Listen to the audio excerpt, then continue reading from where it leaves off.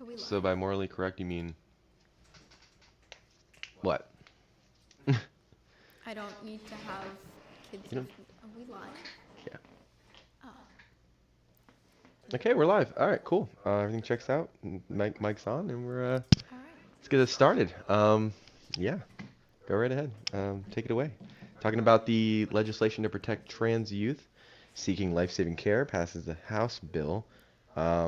Senator Marco Lilis from Washington State, not the Washington D.C. We're going to dive a little bit into what's going on with the trans youth in today's America and how the Bible applies to, everything what's going on, what the Bible has to say, and see where it takes us. Um, I personally feel like there is a disconnect between what the Bible says and what's actually happening in America, and how we are moving further and further away from biblical values, traditional values, and I don't personally believe that's a good thing, but I'm open to, open to discussion on the topic. Not afraid to hear people's opinions, as offensive as they may be to me. What I say might be offensive to other people, and that's just the America that I love. That's what I grew up with, and That is the I think definition of free speech. I think it's healthy. Healthy discord is great for society. I feel like, it kind of, moves the needle in the right direction as far as overall Right. benefit to society. I think it helps pointing out certain things. Maybe you can see something from a different point of view. Maybe that looking at the same topic from a different point of view might change your opinion on it. Hmm. And I just feel like, if I say something stupid, and someone other than myself disagrees, I feel like it's a good thing that someone challenge me. At least challenge me, man. That's all I ask. Just challenge me, make sure I'm in the right place. Maybe I'm not. Maybe I'm completely wrong. Maybe I'm delusional, you know. Right. Maybe But my if everyone, facts, maybe I thought what was a fact is not a fact and it's been proven incorrect. And it's want to have all the correct information for certain topics. mhm. Yep, yep, yep. I think that you know, it's conducive to progress in general if people don't keep their mouths shut, you know. Um, I think it's harmful to society if you silence um, arbitrarily someone for their quote unquote wrong opinion. I don't think that's very healthy in a free society anyway, or a self-proclaimed free society. I feel like that's damaging because you're cutting out opposition to a possible um, dangerous ideology. You know what I mean? So if I said, everyone should, be communist, that could damage society if I'm not checked. You know what I Right. mean? I feel like that But could have a there problem. can never be such thing as a wrong opinion because an opinion is just someone's idea. Yes. And ideas can neither be right or wrong unless you're talking about something to do with facts, but facts are not opinions. Hmm. Two separate things. Oh, for sure. Opinions are opinions. I mean, everyone's, opinion. Someone said, like, a wise person once told me that opinions are like buttholes, and everyone's got one, and they all stink. So This is it true. doesn't really help anyone with your opinion on the subject. Now, I feel like we've geared a little off course. a little bit. That's okay. That's fine. There's no off course. There's no course. Just wherever it takes us, it takes us. But I feel like it's important to, get that message out there. Someone's got to hear it. This is true. Even if one person hears it, I feel like it's worth it. You know what I mean? How what? Okay, so um, everyone in America has their opinions. Everyone has their stance on subjects. Right. Um, you know, uh, Conservatives, they believe, freedom of speech should be a right, no matter how offensive it is. And I tend to agree with that, just based on my own values. My my values being, Christian, Bible. As long as it does not cause physical harm to another person Hmm. or you're telling people to cause, right? If you're not telling people to hurt others, Or inciting violence, right? or saying there's a fire when there's not a fire. That would be Um, inciting violence because that would cause chaos. but if I were to address you as a sir, um, I would disagree, but it doesn't hurt me. right, it doesn't physically hurt you. I don't see the point. See, the problem here, right? And you can see this starting to happen in other countries. And soon it seems that it's happening to our own country, is that, once you label certain speech as violence, you run into the issue of I can't say unprovoked. Oh, perhaps it's not fully charged.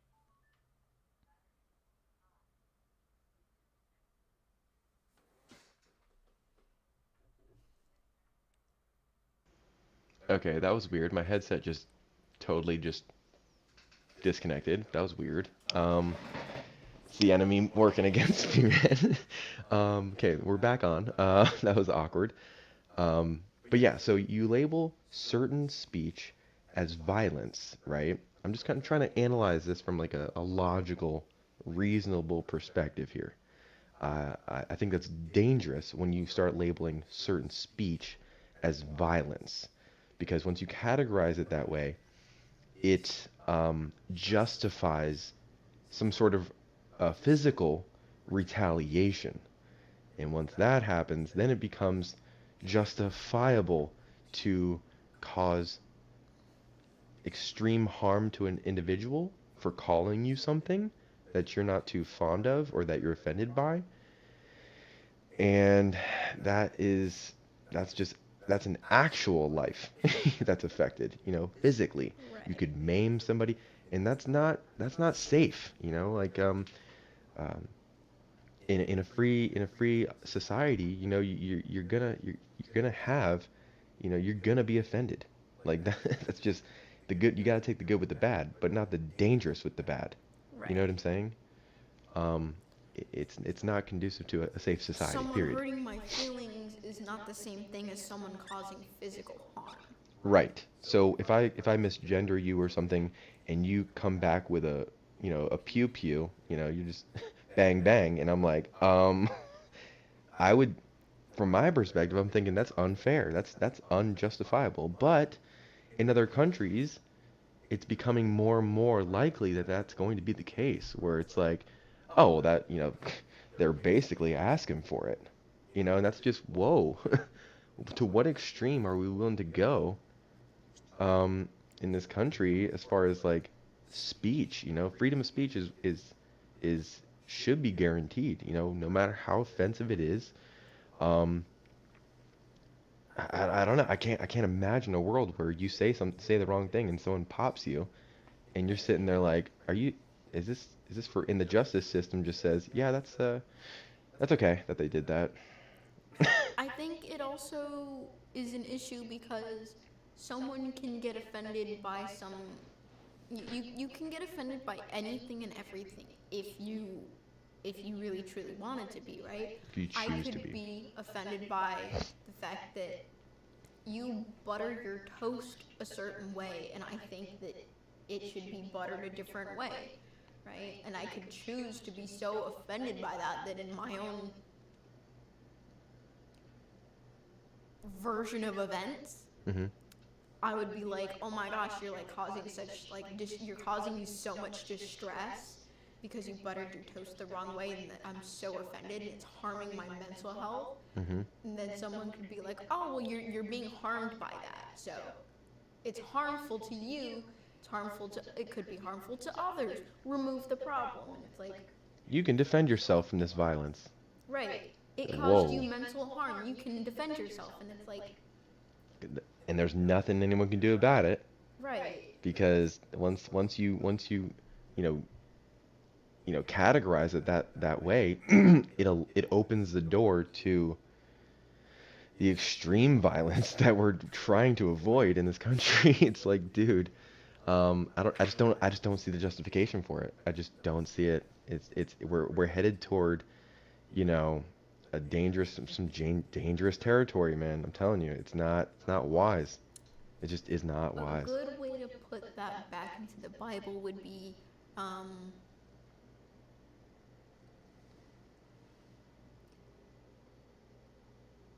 in the sense that Jesus loved everybody, including people that at that point in time, right, were viewed as offensive. Yeah, absolutely. Prostitutes, people Mm-hmm. who committed adultery, things like that. Yep. They did something people that people would have viewed as offensive, harmful. Right. So I'm glad you mentioned that. You brought that up. So you have these prostitutes, these harlots, right? You know, people were allowed to stone them to death if they were found out, you know. Right. Now in today's society, that's not going to fly, obviously. Right. And Jesus was like, listen, I didn't come to save perfect people. And any one of you who wants to, you know, cast the first stone, you know, he who is blameless, go ahead. I go right ahead. I can't even fault you because you're perfect apparently. So you go ahead and throw the first stone. And one by one, and then wait, let me back up a little bit. He started writing in the sand. Now, there's speculation on what he was writing in the sand, but as he was writing in the sand, you know, one by one, from oldest to youngest, they started to drop their stone and walk away. And you know, if you know the spirit of God and you know the character of God, you'd probably you can probably assume or speculate that what he was writing in the sand was most likely. This is what some theologians speculate that you know he was writing their sins in the sand, and they were like convicted about that. They're like, oh, I feel guilty. I'm not perfect, so I'm gonna walk away. Um, this guy Jesus is right. I mean, who am I? Who am I above this person? Like what makes me so high and mighty that I'm justified in you know judging them? And that same love, that same forgiveness, that same redeeming nature of Jesus, of the Bible, you know, is available to everyone today. Big, I know, crazy as it might seem, like, you know, there's no, you know, There's nothing preventing you from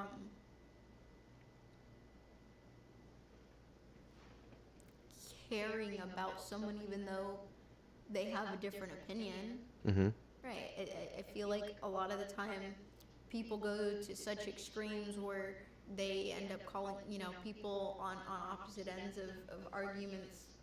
It's like they call each other names. It's like you're not listening. People, like, disrespecting each other, silencing each other in the form of muting comments oh yeah, or other things like or that. banning, censoring. Right. And it's like, well, that defeats the point of saying you're open and willing to an open conversation when someone says something you just disagree with. Now, I could understand if they were saying something that was factually incorrect and then say, hey, well, actually, that's not factually correct. Mm-hmm. Correct them, and then continue with the conversation. But you can't truly have an open, honest conversation with anybody if the people you're saying you're having an open, honest conversation with, but you're either not listening, right?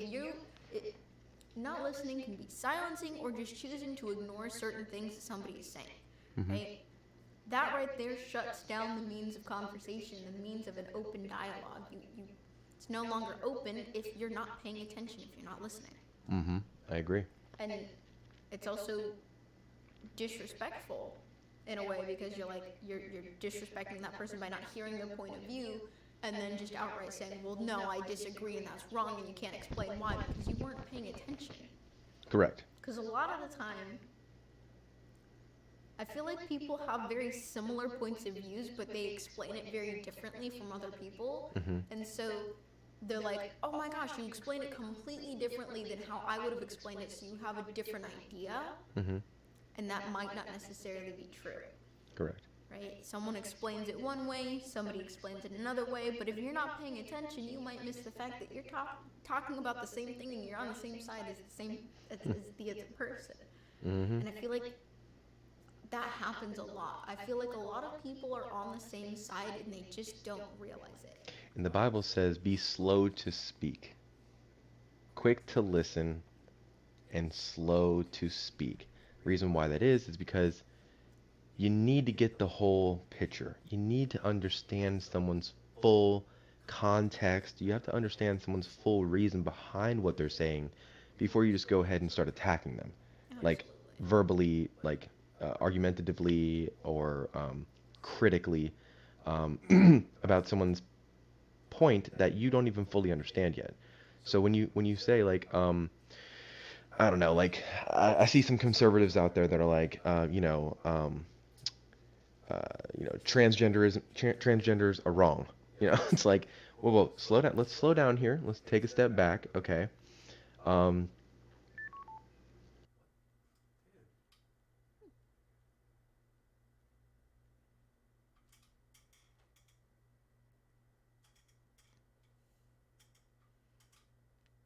You might have to switch over to the other microphone. Wow. Hold on. My headphones say they're high energy, high battery level high. Anyways, before I was really interrupted by my headset again, that's so awkward. But yeah, so like, when I hear conservatives like on TikTok and social media in general, I see them saying like, just very judgmental things that, don't necessarily need to be said.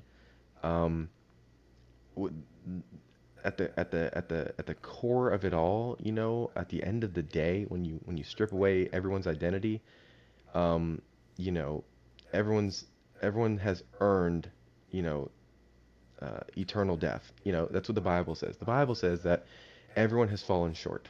Not one is righteous. So we're all we're all swimming in our own filth here on earth, until the day of judgment or the day of salvation. It is what it is.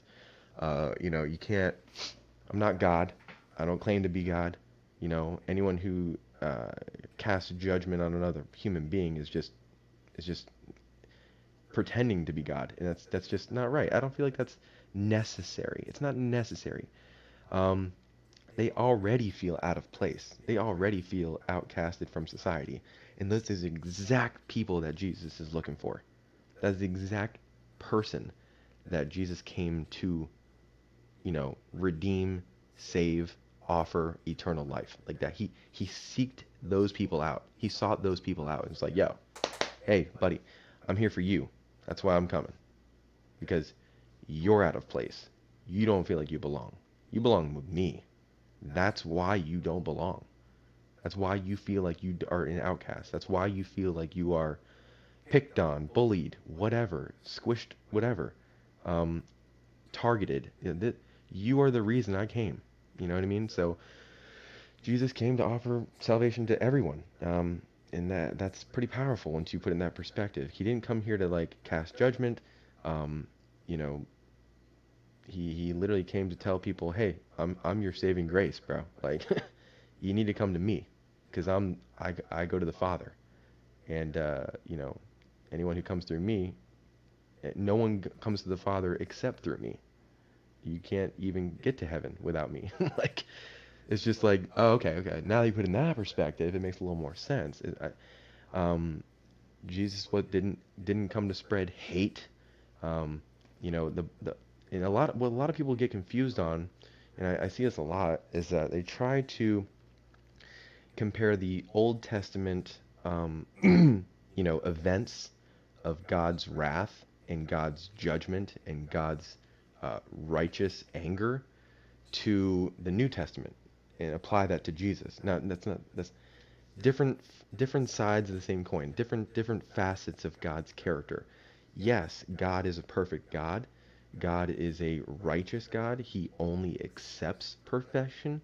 That's why there's like 613 Jewish laws, right? There's no one can fulfill them. Nobody, not a single soul on earth can fulfill all 613 laws. The Bible says that Jesus did. And that's pretty powerful because he can't be human. You know what I'm saying? Like Right. the Bible says that he's 100% man, 100%, God. But um, you gotta put things in perspective. Like the Bible paints a picture of God's character. You can't pick and choose, cherry pick what you want to believe or whatnot. It all culminates into this this almighty, sovereign, all powerful, has the potential to, snuff you out as a society. Look at Sodom and Gomorrah. When God said, "Yo, can you find me just 10 uh I think Lot, right? Lot came to God and was like, God, listen, I don't want you to destroy the city. If I find just 500 men, will you save the city? He's like, all right, go ahead and find me 500 men. Lot goes into the city, comes back.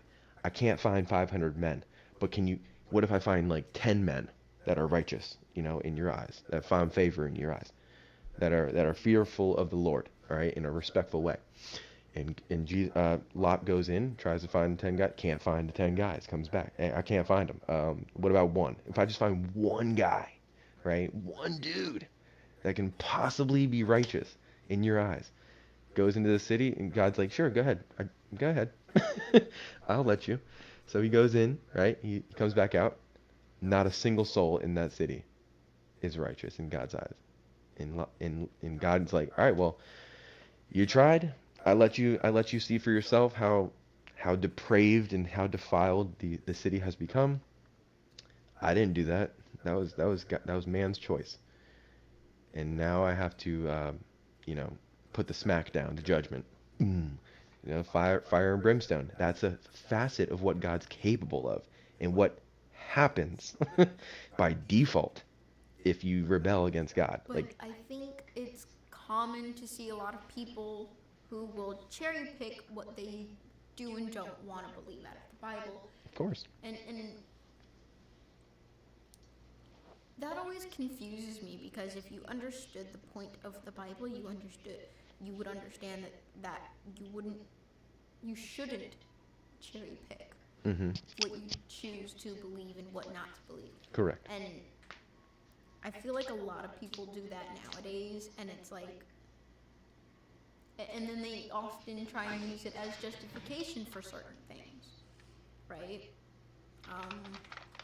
A real common one is when people say like, oh, the Bible doesn't allow gay people or doesn't agree with certain things, and it's like, you have to remember that even though someone in your own mind is committing an egregious sin, isn't that the whole point of the Bible? You can commit a sin, but God will still forgive. That's absolutely right. That's why when I see people saying like, oh, you can't do this or you can't do that, or you shouldn't do this or you shouldn't do that, it's like, well, God can forgive, but you also have to have some sense of common morality, I guess. Well, okay, so the reason why, right? So there's the reason why Jesus summed up the Old Testament laws into only two, right? Actually, let me back up. Let me correct myself. So God gave Moses the 10 Commandments, right? Most people know them. I don't personally. I don't know all 10. I don't know, but the reason why they were given to Moses is because it was like, if you abide by these 10 commandments, then you will have the most fruitful life. It's not here. I'm not giving you these commandments because I want to hurt you or I want to stunt your life. I don't want to like punish you. I want you to enjoy your life. I want you to enjoy me. I want you to enjoy the love that I have for you. Let's communicate, hey, like I'm here for you and I hope that you obey me, and that's how you show that you love me. And that's great. That's a healthy relationship. It's a vertical healthy relationship. So when you have Jesus who comes in, he's like, hey, I can sum it up even further for you because I know you guys can't do nothing right, and that's okay. That's why I'm here. Um, love your guy with all your mind, soul, and strength, and love your neighbor as yourself. If you can just follow these two, then you'll get it. You will have fulfilled, but you can only do it with my help. Otherwise, you're trying to do it in your own flesh, and that never works. Because the flesh will always fail you. Your vessel, the one that you have your soul inside, like that one will always fail you because your flesh is always trying to pull you in another direction. That is not what God has, because your flesh is earthly. It's not a heavenly body. So it's sinful by default. It's selfish by default. It is, you're born into sin. Like that's just, it sucks, but that's reality. And it's like, but it's not a death sentence. You have a choice. You can be like, all right, well, I can either die a sinner or I can die and go to heaven and have eternal life and be chilling with the one who created me. That sounds awesome. I don't know what that really looks like because the Bible doesn't really describe heaven too much, but that's neither here nor there. Um, but yeah, I mean, shoot. Okay, so bro, if this thing turns off one more Um, yeah, I was gonna say, I think you should go back to the microphone.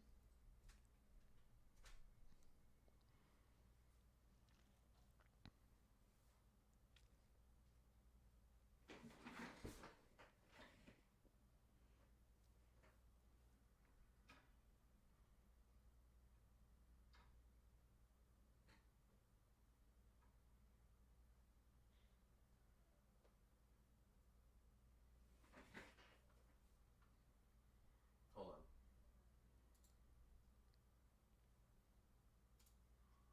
One second. Try and get it going here. Oh, that's cool. Oh, that's so cool. Okay, shoot. Where was it? Here we go. Properties, hello, hello, hello, hello, hello, hello. Can you hear me? Can you hear me? No. Disconnected.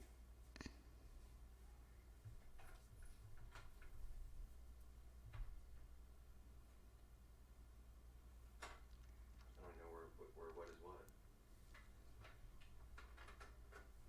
Another USB. Time to clear up some spaghetti. Okay. Yeah. Okay. I think this will work. Hello, hello. Can you hear me? Is it working? Is it working? What the heck? It's not even registering? Really? It's not registering? You may have to restart. Oh, come on. It might have to be a restart issue. Not doing it. I ain't gonna do it. I ain't gonna do it. There we go. There we go. All right, cool. We're back on. Anyways, so yeah. Hi. Okay, so where were we? Where were we? Cool. Awesome. Thank you. What was I talking about?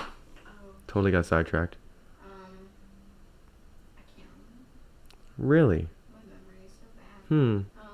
10 Commandments. Jesus summed it up in 2 commandments, and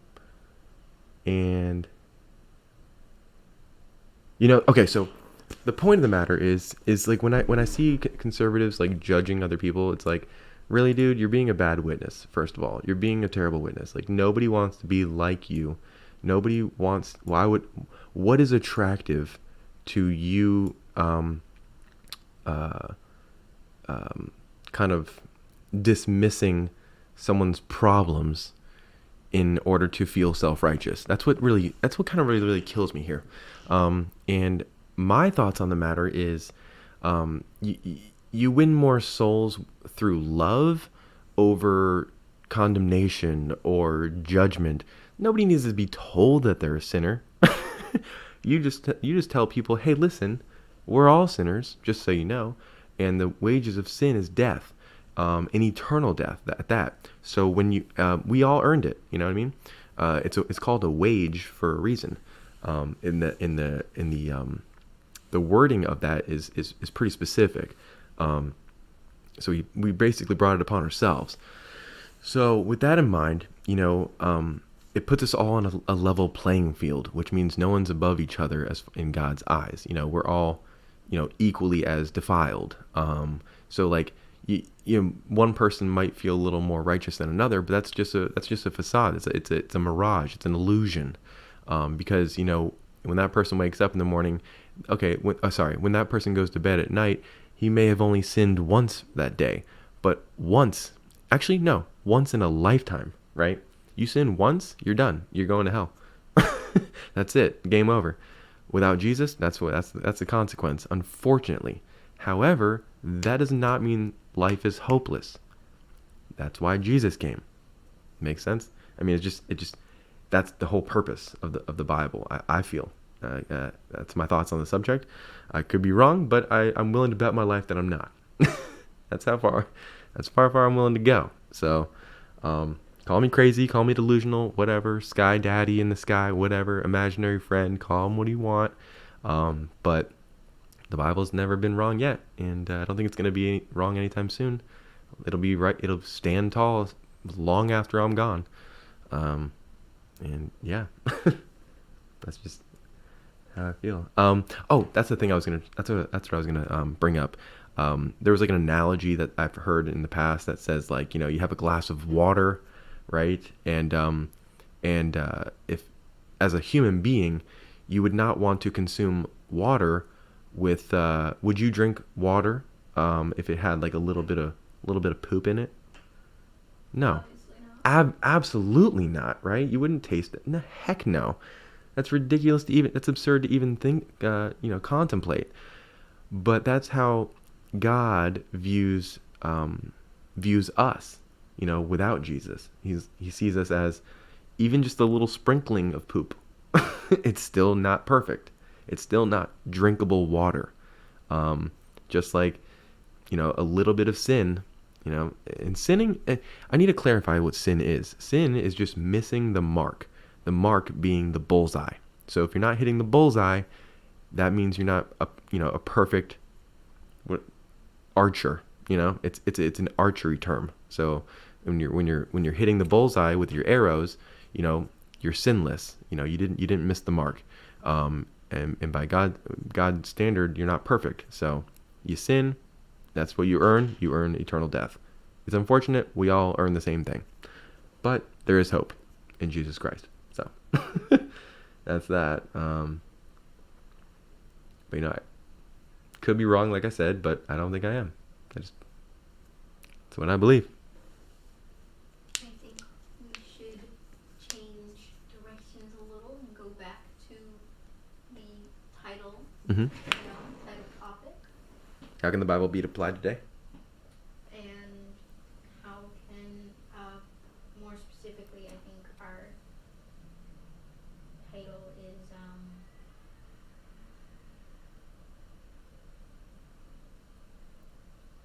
geez, I can't see my word.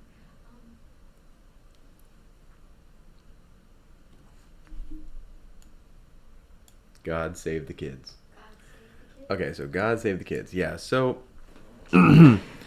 moving on to politics, we have what seems to be an epidemic, right, of children who are identifying as certain genders, and apparently we're being told by the media, social media, and quote-unquote experts on the subject, which just happen to work in tandem with Big Pharma, that they can pick and choose their identity, which is fine. It's great. But it's when you start compelling language that becomes a problem for society. Not only that, but it becomes dangerous. Yeah, and I think the biggest issue that a lot of people have is you can say what you want, that's fine. You can think what you want, that's fine. Mm-hmm. If you are not an adult, which would be, as far as I know, unless I'm wrong, legally anybody who is 18 and older. People that are under the age of 18 are potentially receiving harmful treatment. You mean like, okay, so I'm not so sure how I feel. I don't know too much about the subject yet to actually, have an informed opinion on the matter, but I know for a fact that I'm strongly against sterilizing children for the rest of their lives. I don't think that's appropriate. I don't think it's necessary.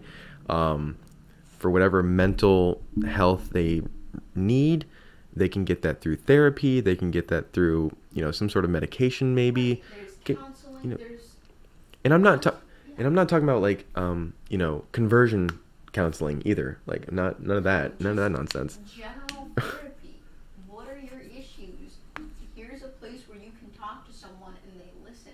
Therapy doesn't even have to include drugs, Mm-hmm. right? You can go to therapy for anything, and a lot of the time, a good therapist, in my opinion, from personal experience, is someone who will listen and help validate your feelings in a way that can be productive. There is a productive way of helping someone and a non-productive way of helping someone. Right, because I can't imagine a kid wanting to be outcasted by society. I don't think they're actually going out there and trying to, remove themselves from the crowd on purpose. I don't think they're trying to be a target for bullying. I don't think they have that motivation. I do believe, Younger kids. right, I do believe that they may be confused. They may be going through puberty. They may be going through some changes mentally, emotionally, physically. And just like I wouldn't trust, a 12-year-old, 14-year-old to vote in a, national election, I wouldn't trust a 14-year-old, 16-year-old to drink alcohol. And I don't know. I just feel like uncomfortable with the idea that we should allow children, minors, to make permanent changes to their biology. Really, you're really taking biology and you're changing it permanently. It's not gonna. You can go back to a certain point, but there is a point of no return, and that is it's not conducive for a minor to make that kind of decision. I don't have no problem with trans adults. Do what you do, man.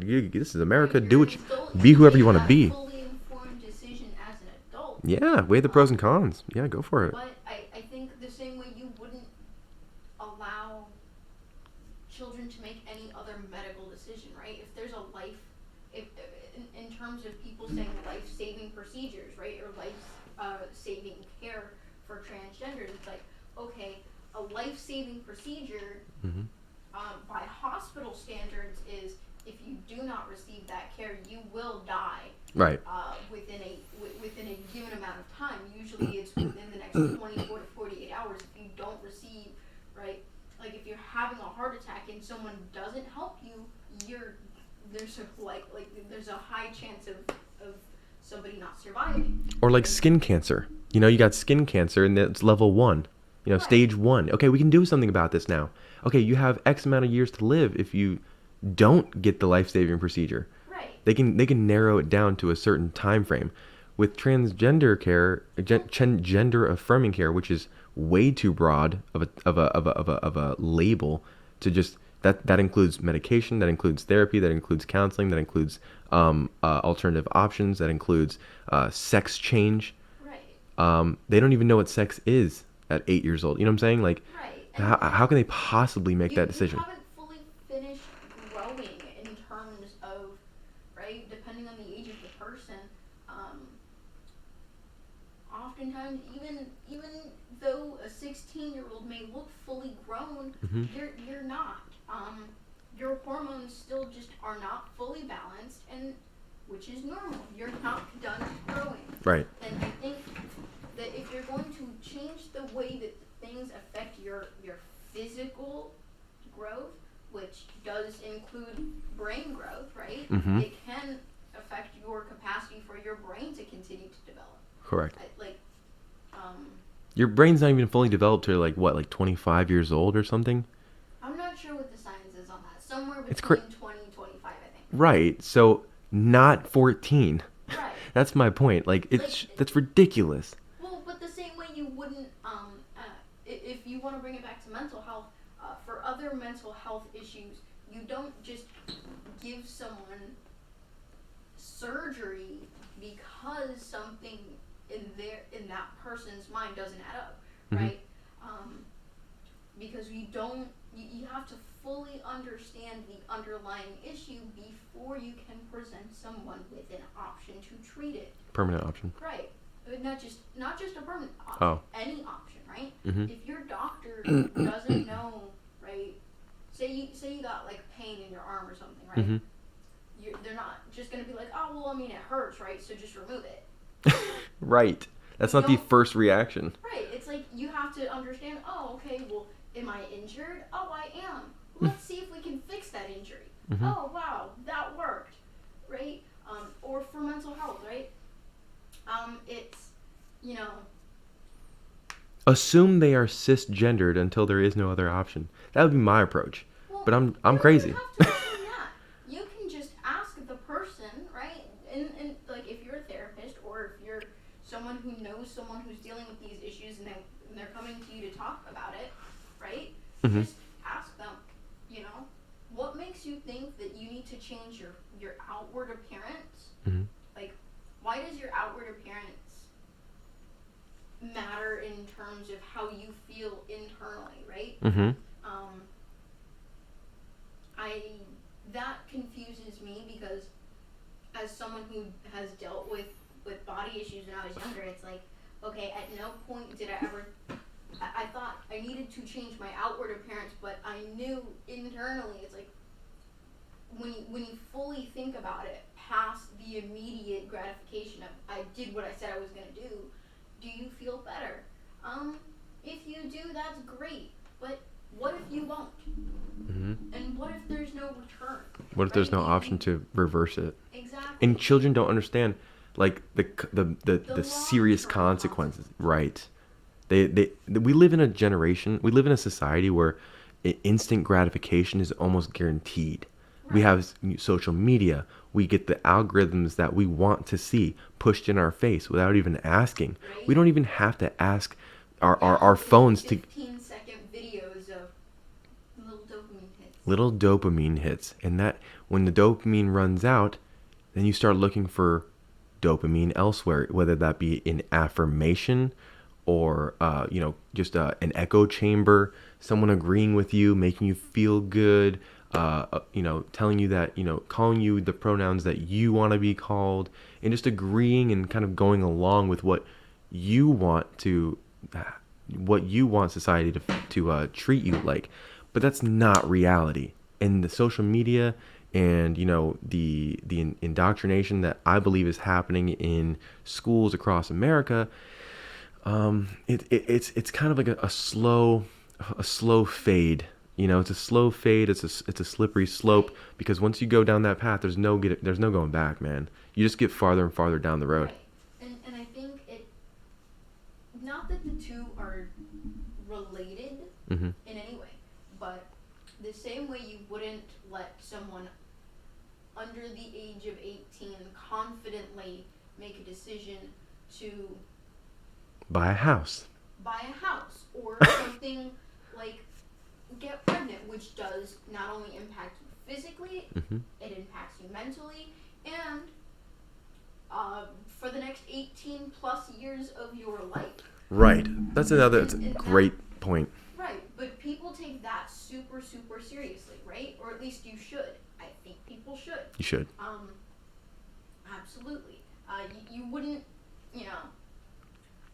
I remember being a little kid, when I was like 8 years old, and I was like, oh yeah, when I grow up, I'm going to have kids, and I'm going to have a big family. And it's like, okay, but you wouldn't let an 8-year-old go and get pregnant because they said they want to have a large family.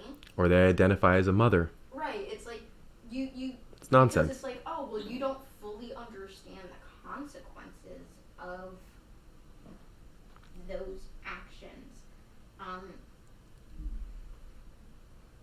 it's not just a mental, it's a physical. There's so many more things that it impacts, and then especially for certain things, it does impact other people, right? If you're a younger person and your family, right? If you're a minor, your family's taking care of you, it does impact your family, Mm-hmm. right? Because otherwise, then you're gonna have tension, arguments, fighting within a family, right? You're gonna be angry at your parents or your guardian or whoever it is, right? Mm-hmm. Could be someone who's not even in your family, right? It could be the friends around you or the people around you, right? That can sometimes be impacted by this. If you're going to say, well, you can't address me in a certain way anymore, even though for the last 16 plus or 17 years of my life, you know, you've addressed me and known me as this, but all of a sudden things are changing. That should, like, that doesn't just impact one person, right? It doesn't just impact the person wanting to make those changes. And I feel like a lot of people don't understand why sometimes it's hard for parents to deal with this, because it's like, I especially for mothers, right? You grow that child, or you adopted that child, right? And you've known that child all their life as one thing, and suddenly everything changes. If you had a routine for the last 15 years of your life, and then suddenly everything is different, that is very, very hard for everybody involved. It's not just, you know, it's not just the person who's wanting to be transgender that is affected, right? It's like, okay, as a parent, you're like, I don't know how to respond to this. This is entirely new to me. This is confusing for me as well, right? So I understand. And I'm hearing this for the first time. Right, I'm hearing this for the first time. I'm confused. I don't know how to respond to this, right? Because imagine, you know, you've been my child as one thing for your entire life, right? Since before you knew anything, right? Since you were in the womb, I knew you as this. From the gender reveal to now, right? You've been one gender, and all of a sudden, one day, I don't even know who my child is. Exactly. It's even hard enough for people, right? If you're pregnant, right? You think you're pregnant with a girl, and all of a sudden you give birth to a boy. That alone, it's like, even in a few months, it's like, oh my gosh, I prepared everything for my child to come out this way. I'm not prepared. Like, I didn't think of names. I didn't think of, because, you know, they're as they develop, as, you know, your baby grows, right? You know, care can sometimes be different. See, I'm not sure if there's a relation between. I would love to know if there's like a relation between like nature versus nurture in this one, in this situation we have ourselves in society. Like, were they born this way, or did society play a role in, you know, molding them into a certain perspective on themselves? They're to forming their identity. You know what I'm saying? Like, because you form your identity as you grow up. Your child bearing your childhood, you know, your adolescence. That's where you find yourself. That's where you find your identity. And if you wake up one day and you're like you're like, wow, I might be trans, and you go to talk to a therapist or a psychologist or something, they're like, hey, but who's to say that they're not like using the power of suggestion to reinforce what the kid already thinks, instead of maybe saying, okay, let's dial it back a second. All right, let's just baseline here. Okay, let's just go ahead and say that, you know, let's just say you're a cisgendered, you know, male, and then we'll go from there. Do you identify as this kind of person? No? Okay, well, why not? We'll go from there. For that, it would be a case by case, right? I can't, you know, you can't say all trans people are right or all trans people are wrong, or they are that gender or they're not that gender. I think it can be a little bit of both for some people, right? I guess it would really just depend on the person, right? If you are truly happy being the person you were born as, right? And then there's a sudden change. I don't think that's normal, or not normal. I don't think that's healthy. Right. Because if you in your own mind grew up for the last 12, 14, 16, 17 years as one thing, and then there's like people around you are like, well, maybe that's not true, and then it gets in your head like, maybe that's not true, maybe I'm not this, and Right. Power of suggestion, like I said. power of suggestion, I think, for some people, but then other people, I think, get too caught up in the, I'm trying to think of how to word this, of how a person of a different gender acts, right? Right. You are assuming a lot when you are assuming. I have no idea. Like as a born, like a natural born male who identifies as, a man, I can't even fathom what it would entail to identify as a woman myself. So what does that mean if I were to just wake up one day and say, okay, now I'm a woman. Okay, what does that mean to me? Is it the caricature of a woman? Am I going to cosplay a woman, or the idea of what I think a woman is? Or is it all subjective? I don't know. Like, I really don't know how to answer that question. Right, because you can say, well, oh, a woman does things that are feminine, okay, but What is feminine? Right, is that painting your nails and wearing dresses? Okay, well, anybody can do that. Guys in other countries wear dresses. Right. Okay, doesn't make them female. Right, there's nothing wrong with that. No one's saying there's anything right or wrong. It's just an article of clothing does not make a person. Correct. Makeup does not make a person, right? Correct. Actors of all genders, right? If you're an actor, you wear makeup, regardless of whether you're a man or not, right? If you're a news anchor, you wear makeup. Exactly, right? So things like that, you can't really say, oh, well, I wear makeup and it makes me feel like a girl. It's like, okay, well, some girls wear makeup, some girls don't. Some boys wear makeup, some don't, right? I would view that more as like a hobby, right? Or something that isn't, you can make it gendered in your mind, but it doesn't really make sense to, because that would really just depend on the individual person, right? I could find plenty of people on both sides, or on any side rather, that do and don't do certain things, right? So you can't narrow it down by what someone physically wears, what someone physically looks like, or what they dress, or even how they talk or act, right? Because mannerisms doesn't matter. Right, because that's different from person to person. So then you really have to, like, and how am I?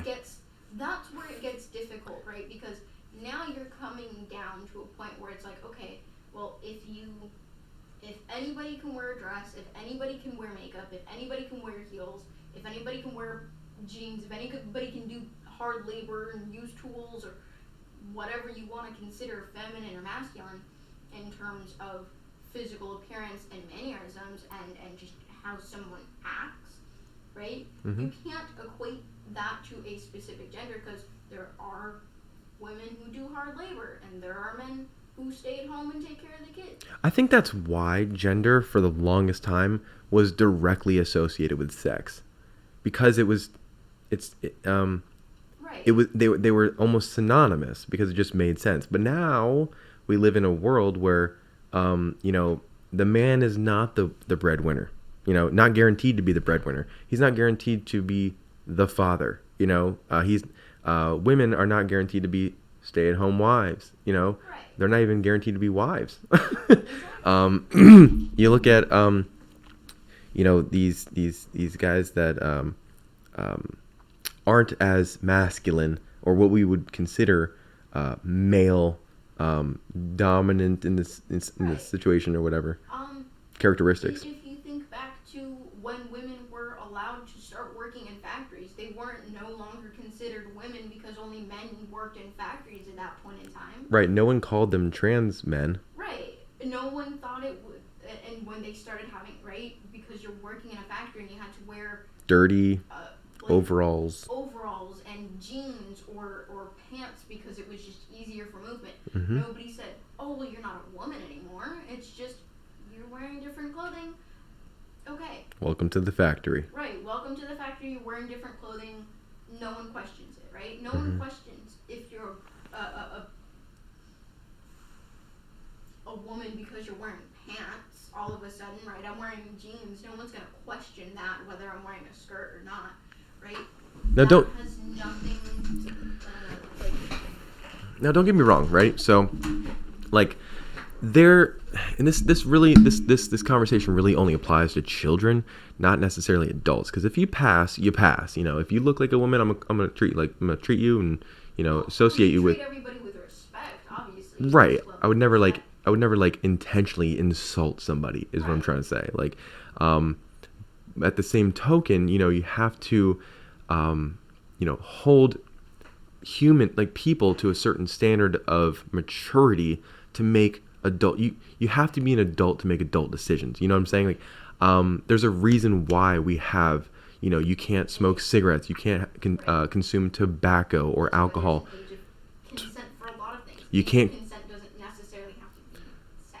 Right, but there you go. Perfect example. We don't as a society, we don't agree, or we all agree that 17 years old, 16 years old is too young to consent to sex. So why is it you have to face this question? You have to look in the mirror and say, okay, why is it not okay, or why do 17, 16-year-olds not have the ability to consent to sex, which could alter their life, but we are allowing children under 18 to decide their entire life with sex change? Why? I don't understand, like, the disconnect there. Why is there such a massive disconnect? I get it. I can understand the bullying aspect, but at the same token, good times make weak men, and this is just men in general, like mankind. Good times make weak men make bad times. So here we are at the bad times. You got to get strong is basically what I'm trying to say. Like, you're gonna have to find some strength as a society. Anybody can get bullied for anything, right? Anything. Right? You can get bullied for the way. What are those? Right? Yeah. You can get bullied for your shoes. That has nothing to do with anything, right? Mm-hmm. Sometimes kids are just mean. They are just mean. Yep. Right? That's a fact of life. Yeah. Since from millennium. Didn't just happen yesterday. Right. Kids have always been mean. For a lot of that, it's like, okay, well, honestly, can you shield your children from that? I mean, yes, if you remove them entirely from school, but if your child is in school, there's no way to fully remove the potential for it, right? Correct. It could be something as simple as, these people don't want to hang out with me, and so that really hurts my feelings, and I feel like I'm being bullied, Mm-hmm. right? And it's like, what if someone just doesn't want to be your friend? Right. How about don't be those people's friends? Right. It's like, Stay away from them. Avoid find them. someone else that does have something in common with you, right? What if someone just doesn't want to be your friend because they know that you don't have anything in common with them? It's like, I don't know. See, that's the problem with today's generation, I guess Gen Z and maybe even millennials, is the fact that they're so... Social media has made them so concerned with their identity that they take everything personally, and they take it to heart, and they don't know how to process that. And this goes along with the mental maturity, the emotional maturity aspect. Kids aren't even mature enough to take an insult or take a an offensive jab. Like, hey man, nice hair today, bro. Ha ha ha. Okay, I'm gonna go cry in the corner. No, that's ridiculous. That's ridiculous. Teachers around the United States I don't think it's should be saying, hey, no, you just laugh it off. Okay, you laugh it off. That's what you do. You laugh it off and you go, haha, very funny. Anyway. I don't think that you should discount the fact that it's hurting someone's feelings. I think the way people go about it is not necessarily right. I think you should be like, internally realize that hurt my feelings. Why did that hurt my feelings? Because someone said something mean to me. Or maybe oftentimes, right, if someone makes fun of your hair and then it like really hurts your feelings, it really, for a lot of people, will come down to, well, actually, you know what, I didn't like the way my hair looked anyways, so I was kind of self-conscious about it, and someone pointed that out, and that's why it hurt my feelings. That's why. And, okay, but you get to that point mentally, right? Take a minute, step out, be like, hey, I'm gonna go to the bathroom real quick. Hey teacher, can I go to the bathroom real quick? Just think it out for 5 minutes. Realize, well, everybody has bad hair days. And maybe tomorrow I won't have a bad hair day. And just accept that it hurts your feelings, understand why it hurts your feelings, and then you can move on. I feel like a lot of people just get stuck on the fact that hurt my feelings. Nobody ever gets to why did it hurt my feelings, right? Because if to someone who isn't going to be hurt by something, right? If I know, like to me personally, like, oh, my hair looks great, I love it, right? Someone's like, oh my gosh, your hair looks so ugly or whatever. It's not gonna hurt me because I'm like, okay, well, I think it doesn't, and then I go about my day. It's not going to hurt my feelings because I'm not self-conscious about it.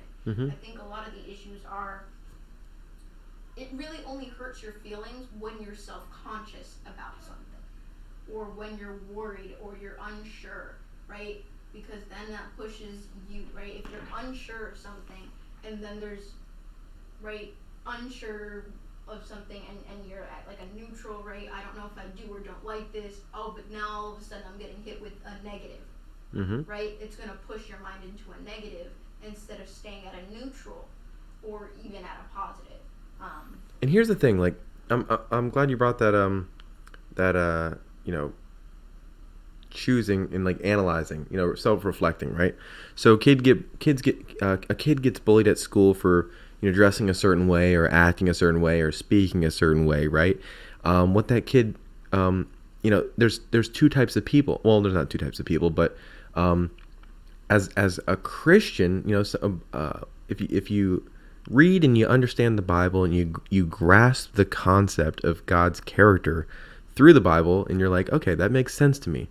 You can go therefore and say, when your identity is, when you identify yourself as something temporary, right?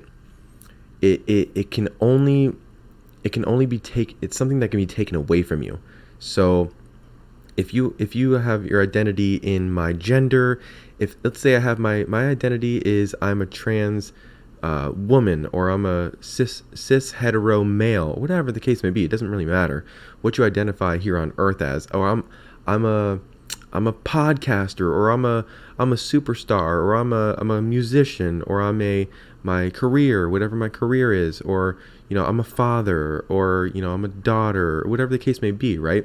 So you identify as all these things, but those things can be taken away from you, which can then hurt you, because then you're left with no identity, and that's a very dangerous position to put yourself in. As Christians, as Bible believing Christians, right?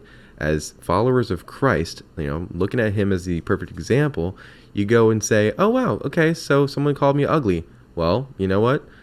God says I'm not ugly, so whatever. And it just rolls off your shoulders, because you're not worried, you're not concerning yourself with other people's friggin' opinions about you. That's irrelevant in the grand scheme of things. And the reason why we have in my opinion, the reason why we have such a mental health crisis in today's society is because we are, people are more and more finding themselves identifying as whatever can be taken away from them, instead of as a child of God, as it was 50, 60, 70 years ago.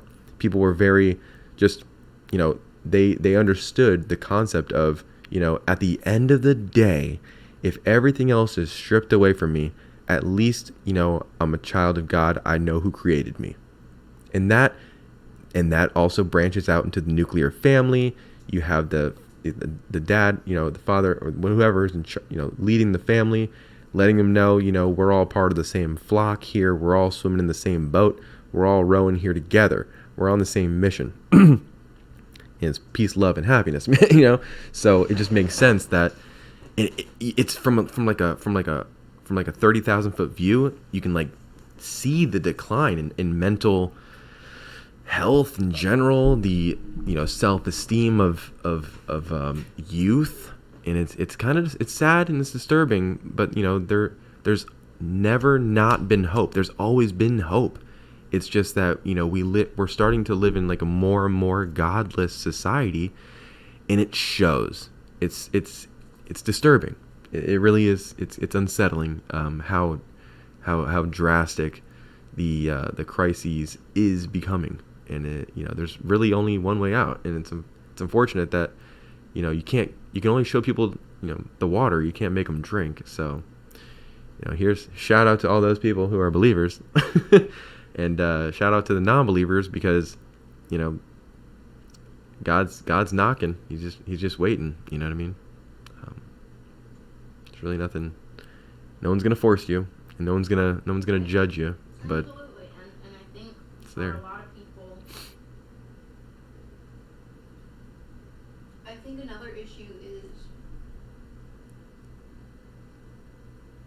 a lot of kids feel like they can't talk to their families about important topics, Mm-hmm. right? Because if from the start you were to tell your parents, like, hey, I'm having an off day, and sometimes it just really sucks to be a girl, or it really sucks to be a guy, Mm-hmm. and it's a hard day, right? If you don't ever tell that to anybody, and you don't understand why it sucks, you're just gonna think the issue is it sucks to be a girl because, or it sucks, my life sucks because I'm a girl, Mm-hmm. and that's the issue, instead of being like talking to someone, obviously a parent who would have a little bit more life experience, who's like, well, you know what, yeah, some days do suck. Everybody has bad days, right? But there's, A bad day doesn't make a bad life. right. Right. And I think a lot of people get so stuck on the fact that the issue with my life is one thing, and if I just change that one thing, it'll get better. And it's like, if you're trying so hard to change one singular thing about your life and hope that everything is going to do a 180 and suddenly get better, Right. that's not going to fix anything, right? That's like if I were to sit there and be like, well, if I just had that one item, if I just had that one, If I had a PS5, man, my whole life would be complete. right, and It's then like, you realize what? that that's not true, or if I just had that one pair of shoes, or whatever it is, right? It's like, that's not the issue. That's just because you're a child, that's the only thing that you can grasp, Mm-hmm. right? Because it's the point of being a child. You're not fully grown up. You're not mature yet, right? You don't see the big picture. Right. Yep. You might be able to see some of it, but Right. not all of it. Mm-hmm. And honestly, that's not even an issue just for children. I think a lot of young adults, or even older adults, really, a lot of adults sometimes don't see the full picture. Take vaping, for example. They had to raise the age limit to 21 because kids, and I say kids, 18 to 21, because they were vaping back to back to back to back to back, just nonstop, and they were getting like popcorn lung and stuff because they didn't understand the consequences of modesty, everything in moderation. Okay, so they didn't understand the consequences of the chemicals that they're inhaling. right, and they didn't understand the concept of moderation, So if you're vaping all day long from sunset to sunrise to sunset, you're gonna have some some serious problems. But if, you're doing it like every couple hours, you're doing it an hour, then you might not see those effects for years. But like if you do it back to back, you're going to suffer immediate consequences. It's going to be really quick within like a couple months, and you're irreversible damage. And that's what I'm fearful for these kids, 6, 7, 8, 9, 8 years old to 18 years old. I want them to be as informed as possible.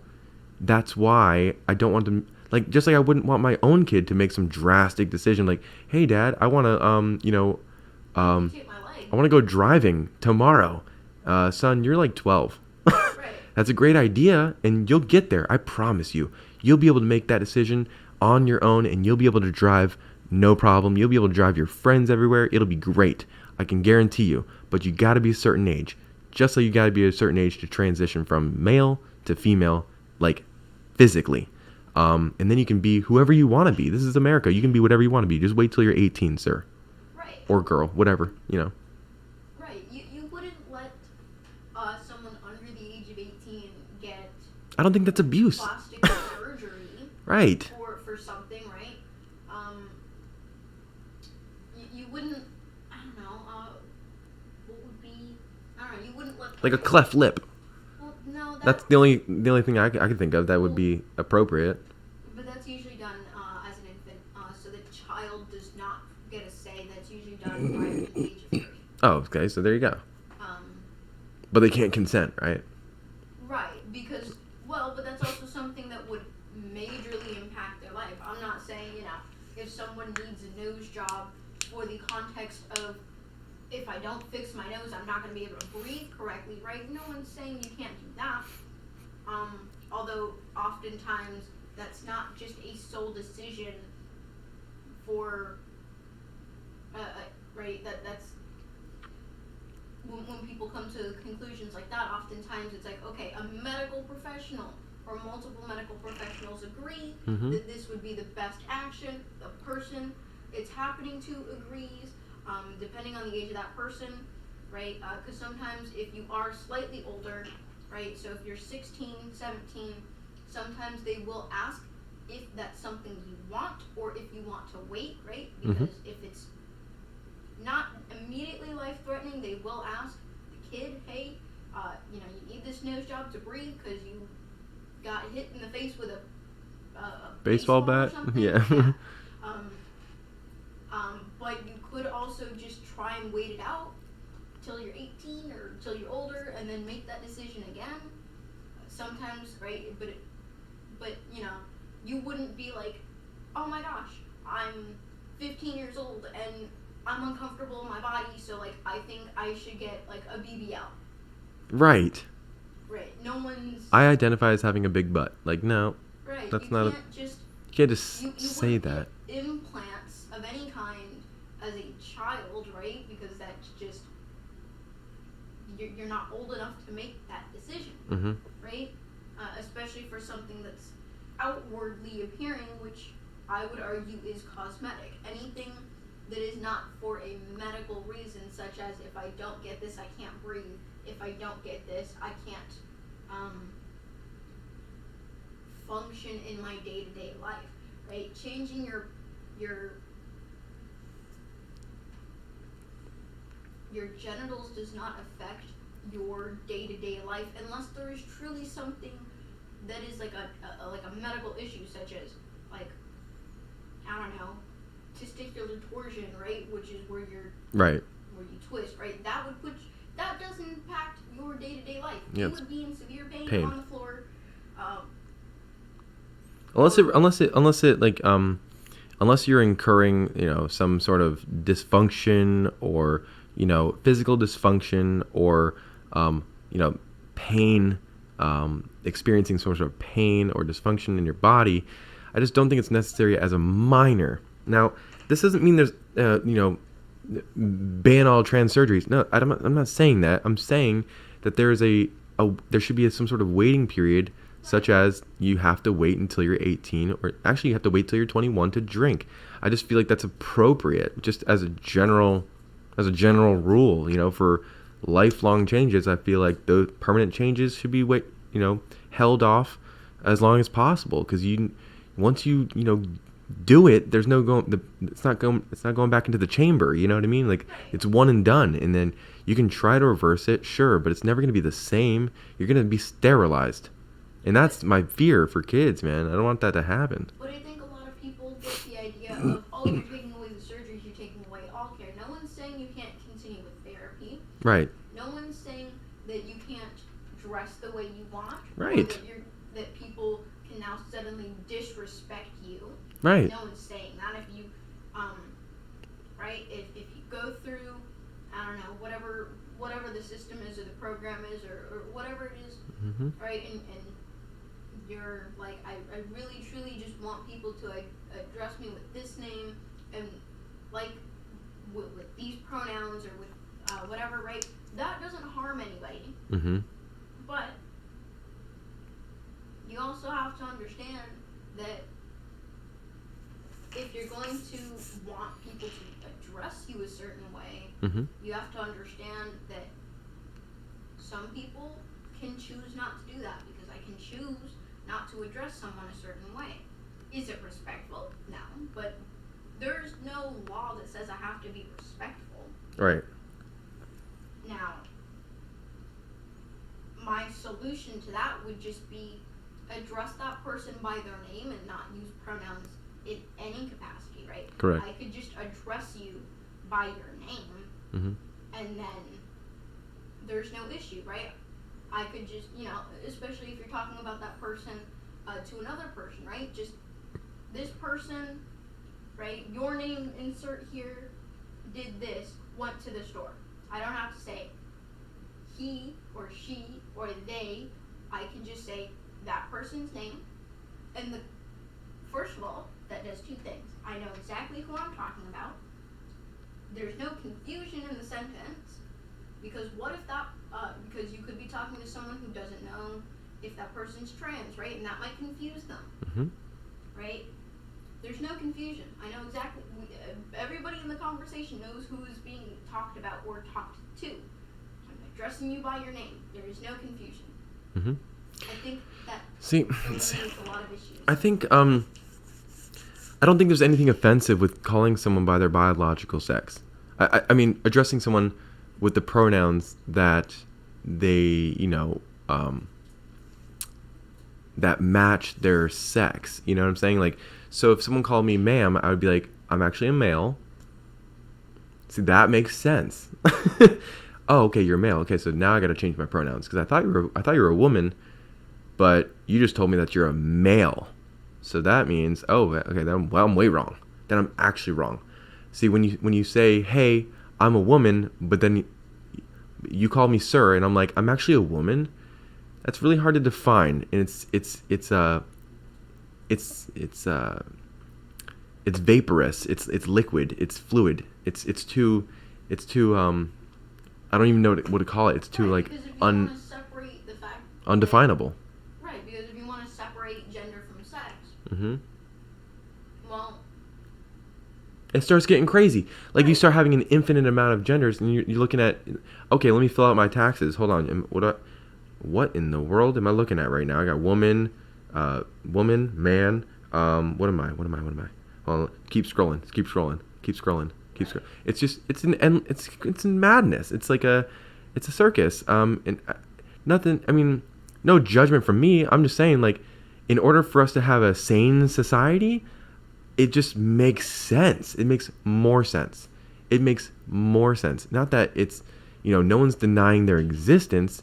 It's just that you can't expect society to function effectively and efficiently if you have an infinite amount of genders and there's no limit. And that's just, it starts to become, unrealistic. It's unmanageable is what I'm trying to say. It's unsustainable long term, because then there's a new gender every single day, and then you're like, okay, well, how do I keep up with this? I don't even know how many Pokemon there are.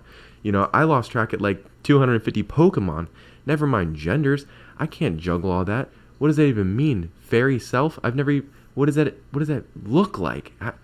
Point to a fairy. Like, I've never seen one. That's a mythological creature. So you know what I mean? Like, okay, you can't.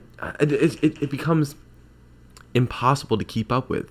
And the longer you let it go on, the more and more severe and extreme it becomes, and further from reality, which is based on numbers and math and biology. These are all scientifically embedded in stone. There's no undoing your anatomy. Your anatomy is your anatomy. It's your DNA.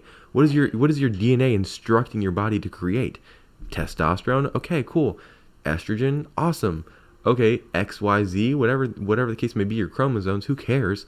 But if you look like as society views as a whole, you look like a woman, I'm gonna call you by pronouns that I would associate with a woman, just because that's just pattern recognition. Human beings are built to recognize patterns and classify and categorize things for safety reasons. If I see a threat, I'm going to prepare for that threat. I'm going to brace for impact. I'm not just going to sit there and let it happen. If I see someone who's wearing a hood down the street at 12 o'clock midnight, in a dark rainy day in an alleyway, I'm not just going to assume that, I'm not going to ask them whether or not they're present in danger. I'm going to assume the worst, because that's, what I've seen in movies and what I've, been told to watch out for, or a big sign on a big black van that says the words free candy on it. I'm not just going to be like, oh, awesome, let's rip that open and see what's inside, man. They got free candy. That's just madness. I'm going to assume and not ask.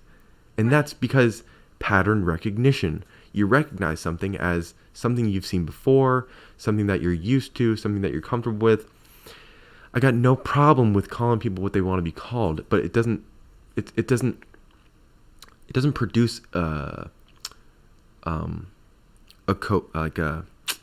what's the word I'm looking for? It doesn't produce. It's not conducive for a productive society, and that can be dangerous. It just leads to madness. It just leads in a circle. You know what I mean? That's why I find that if you find your identity in Christ and in God, then it's just a solid foundation that can never be taken away from you, and no one can take it away from you, not even God Himself. So at the end of the day, if all your whole body, your whole existence, your whole identity is stripped away from you, at the end of the day, boom, I'm a creation of God. That's all there is to it. He made me a certain way. He wrote my DNA. I had nothing to do with that. Some people have some, are born with defects and illnesses that, are uncontrollable, but, we just got it. We're all in this together. We're trying to do the best we can. That's all there is. Right. And I personally feel that the Bible is the best explanation or the best instruction manual book how to live your life and how to perceive the world. That's just my opinion, though. It just so happens that it did produce, good for the world. Jesus came to heal, not to judge. He came to heal and save. Right. That's the bottom line. Sum it up, man. Sum it up in a couple words. Jesus came to heal and save the people of this world. Now, I don't care if black, brown, Hispanic, white, golden, purple, trans, non-trans, binary, whatever the case may be, whoever you are, He came for you. So just let that sink in for a little bit. He didn't come here to say, hey, you're doing this wrong. Hey, you need to stop doing that. Hey, you need to be a certain way. No, come as you are. Come as you are. Right. And no one's saying that a trans person can't be a trans person. We're just saying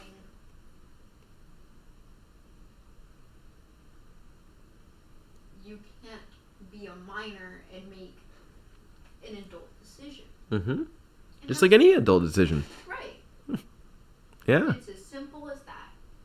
You can't be a child and make an adult decision. Yep. Anyone can agree. I would hope that majority of people can agree, right?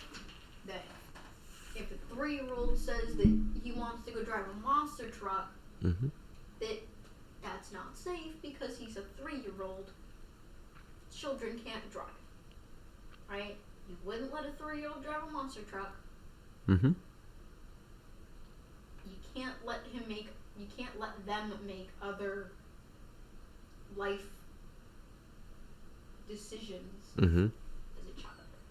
I agree. I think people need to go about discussing things in a slightly. I mean, I understand respect shouldn't be expected, but I think it should still be given. Mm-hmm. Because if you don't respect people on either side of the argument, you get a lot of people with their fingers in their ears going, la la la, I can't hear you. Yeah, and Jesus, like I said, Jesus said, love your neighbor as yourself. So if you wouldn't, if you would afford yourself some respect, then you owe it to other people. It's unfortunate that the Overton window is so wide now. The left and right are so far apart and getting further by the day. It's getting more extreme on either end. It's not looking good. You know what I mean? It's not heading toward the right direction. And in my personal view, it does appear to be because we are moving further and further from the Word of God, which I believe is to be the Bible. Take it for what it is. This has been a wild conversation. We got a little off topic, but I think it's been. We steered right back into it. I think it's a conversation that is ongoing. It's not just gonna stop here, but this is where we're gonna leave it for now until probably tomorrow. Or whenever. Next time next segment's probably gonna be tomorrow though. In all reality, if you don't, please hit that like button. Maybe subscribe. Share the show with your friends. If you care to spread some truth, if it seems true to you, then I would highly recommend sharing it with your friends. But other than that, that's all we got for you today. Hope you guys have a wonderful rest of your evening, and we'll see you on the next one.